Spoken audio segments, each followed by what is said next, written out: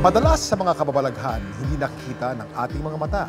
Pero kung minsan sa kagustuhan ng mga espiritong magpaparamdam, pati ilang gamit, pinagagalaw na rin ang mga ito. Katahimikan lang din ba ang kanilang kagustuhan? Yan ang aking kwentong kakabakaba. Hindi pa raw sa nakakakilabot na pagpaparamdam ang kayang gawin ng mga di nakikitang nilalang. Ang ilan sa mga ito, nagpapagalaw pa umano ng mga gamit sa bahay at nakunan pa ng video. Walang ibang kasama at tanging phone camera ang hawak ni Hana. Pero ang ilaw sa kanyang likuran, bigla umanong nagbukas.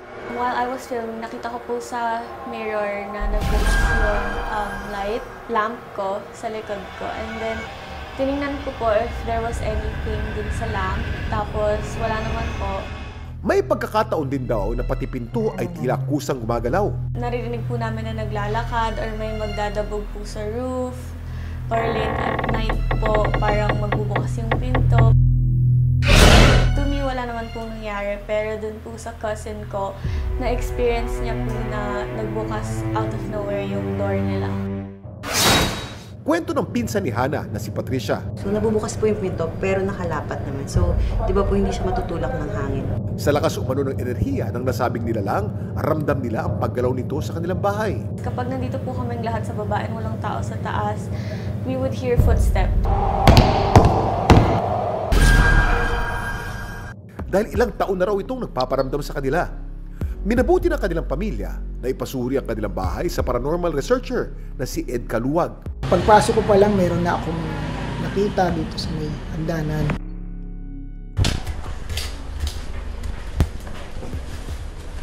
Naririnig akong parang boses na parang humihinga lang. Umiiyak. Yung parents ko po nakatira sila dito.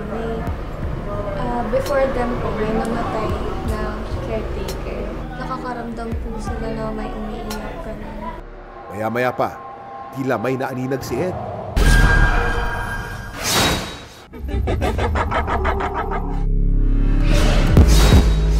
Kamera ang hawak ni Hana, pero ang ilaw sa kanyang likuran bigla umanong nagbukas. Sa lakas umano ng enerhiya ng nasabing nilalang, ramdam nila ang paggalaw nito sa kanilang bahay. Minabuti ng kanilang pamilya na ipasuri ang kanilang bahay sa paranormal researcher na si Ed Kaluwag. Mukha siyang tao pero parang alam mo yung katawan niya. Parang hindi ko alam kung sunog ba siya or kasi parang ang daming niyang dito. Mancha. Para sa akin bukang matanda babae. So umiyak po ako. Pag bukas ko po ng pinto, paakyat na po ako. May nakita po ako. Babae po pero black yung suot niya. Tapos floor length yung gown. Sunod na pinuntahan ni Ed ang kwarto kung saan bigla umanong nagbukas ang ilaw. Ito yung switch niya. Ito yung, pakinggan niyo po yung clicking sounds. Kasi na-captured to nadinig dun sa video. So ganyan po yung tunog niya. Although, sabi naman na nakasaksak daw to, pero naka-off. So titignan natin. And then doon sa video, narinig yung ganitong sound. Tsaka siya nag-on. Yan po. Hindi naman po sira yung lamp.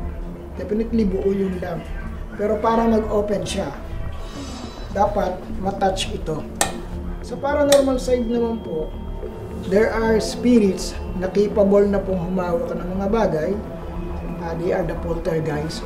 Ayon kay Ed, posibleng poltergeist o mga espiritu na may kakayahang magpagalaw ng mga bagay ang nasa kanilang bahay. With or without clicking this on-off button, kaya po nilang magpailaw ng mga dekuryente kasi static po sila, made up of static yung mga spirits. So meron silang enerhiya na kayang magpailaw o magpatay ng mga bagay. Para sa akin, sa pananaw ko yun. Dahil chinek ko naman yung room, chinek ko yung area, at may possibilities po na gano'n. At capable na yung mga nandito. Siguro sa tagal na rin nila dito, na familiarize na sila sa lugar. So, kumbaga ang isang spirits kasi ma'am, the more na tumatagal yan sa isang lugar, nagkakaroon siya ng connection sa mga bagay. Hinala ni Ed dahil umano ito sa mga salamin na nasa kanilang hagdanan. Napansin ko lang kasi yung salamin na nakatutok siya dito sa hagdanan, nagiging lagusan sa mundo ng spirito at sa mundo ng tao. So kung makikita nyo from the mirror, nagre-reflect yung hagdanan, which is nagiging dalawa na sila. So far, wala namang pagbabago sa magnetic field ng lugar. Hindi naman tumataas yung reading. But then, which is reflected the door. So from here, kita yung pintuan. Mga natutulog dito, nagkakaroon ng hindi magandang dreams. Kasi somehow, naapektuhan sila. Sa pagsusuri ni Ed, kailangan ilipat ni Hana ang mga salamin sa kanilang bahay. Pinili ko na huwag ako yung gumalaw ng mirror kasi yung mga spirits nga doon ay familiar spirit. Hindi naman nila sinasaktan o ginugulo yung mga tao.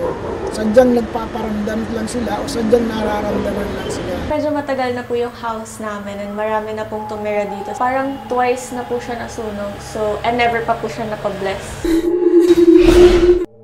Iba-iba man ang kakayanan ng mga di nakikitang nilalang. Huwag matakot at magdasal para makahanap ng katahimikan.